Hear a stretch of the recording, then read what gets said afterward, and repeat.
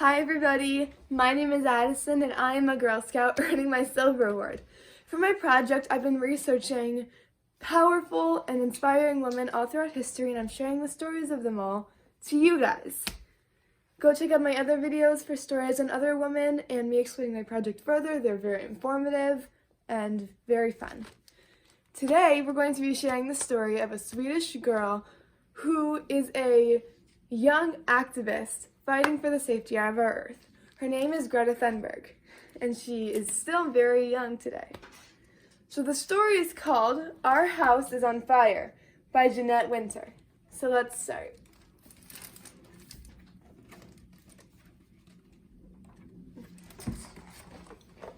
Greta is a quiet girl who led a quiet life in the city of Stockholm. Her dog Roxy was her friend.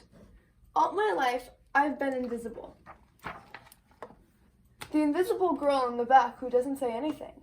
In school, she felt alone. Then one day, Greta's teacher talked to the class about the climate, about how our planet is getting warmer, about how the polar ice is melting, about how animals' lives are threatened, and ours too. That's when Greta's life changed. She read for hours and watched film after film about our warming world. Greta could think about one thing for a long, long time. She saw ice melting into the sea, disappearing. She saw mighty winds and torrential rains howling across the lands. She saw coral reefs deep down in the sea, pale as ghosts, bleached by the warming waters. Greta saw living creatures everywhere struggling to stay alive. Greta saw flood waters covering houses and people and animals. She saw cities swallowed under rising oceans. She saw the smoldering sun scorch the earth, leaving it bone dry. She saw blazing wildfires racing through the forests. Our house is on fire. Greta became sad, thinking about the climate all the time. She barely ate or spoke. Those pictures were stuck in my mind. The sad days went on for a long time, each day more unhappy than the next. There might not be a world to live in when she grows up. What use is school without a future? What can I do, she wondered. Greta decided to go on strike from school for the climate. Her parents understood. Greta skipped school one Friday and took her poster, "School Strike for Climate," to the Parliament building to sit on strike. She hoped lawmakers would see her. People walked past, too busy to notice. Greta was invisible there, too. She was at the Parliament building every Friday, even in the rain. Then word of her strike began to spread. Little by little, other school strikers joined her. On Fridays, Stockholm schools were a bit empty. More people started noticing the child strikers, and word spread throughout cyberspace about the Friday school strikes. Children started striking everywhere. If grown-ups won't act to save the planet, children will. The quiet girl who always felt invisible was asked to speak to very important people at the United Nations climate talks in Poland. Greta only spoke when she thought it was necessary. You say you love your children above all else, and yet you are stealing their future in front of their very eyes. We need to keep the fossil fuels in the ground. The quiet girl was invited to speak to important people at the World Economic Forum in Davos, Switzerland. It was necessary to speak. I don't want you to be hopeful. I want you to panic. I want you to feel the fear I feel every day. I want you to act as if the house was on fire, because it is. Greta's protest, all alone, sparked a worldwide children's march. Her quiet voice, joined by thousands of voices, became a roar. Can you hear us?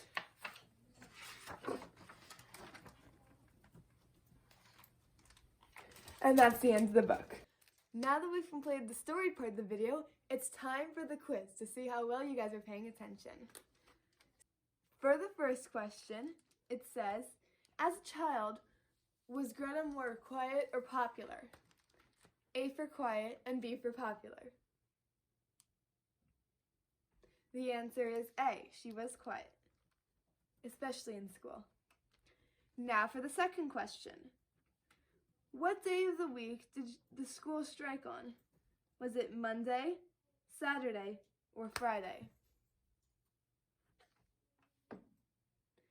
The answer was C, Friday. And now for the final question.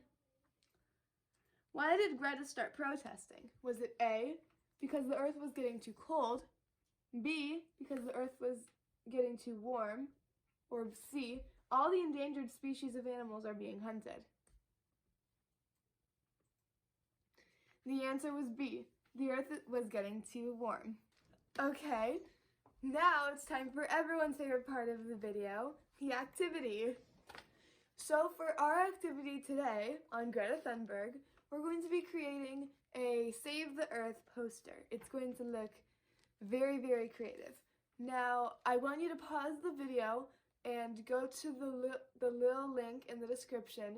It'll lead you to a printable PDF, and I want you all to print that out, and then you can move on with the activity. So, let's go. Okay, so here's the PDF that I hope all of you have printed, and here's what we're all going to do with it. What you're going to need is the PDF and a thick black Sharpie. Now, so that I don't ruin the table, I'm going to put a regular piece of paper underneath it, just for protection from the Sharpie. And now, like Greta says, our planet is our home. So what I'm going to do, I'm going to be drawing a little house on the earth. We're going to be drawing a little heart. Doesn't have to be perfect. And then you can easily color it in.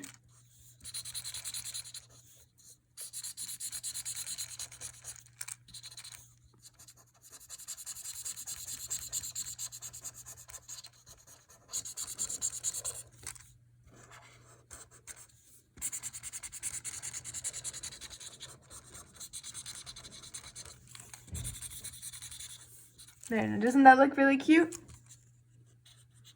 Doesn't have to be perfect. My art skills aren't perfect, but it's the fun that counts, right? It's the kindness to our earth that counts. So I hope you guys all enjoyed this video, and I'll see you all in my next one. Bye.